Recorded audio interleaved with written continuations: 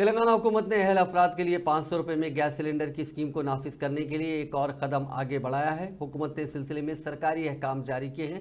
500 रुपये में gas cylinder Congress की जानिब से ऐलान करदा 6 जमानतों में से एक है।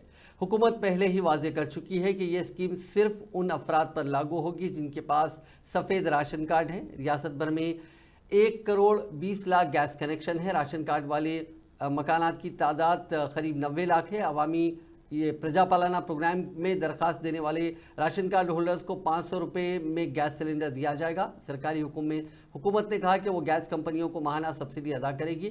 गैस कंपनियां सब्सिडी की रकम मुस्तहिक अफराद के बैंक खातों में मुंतकिल करेंगी।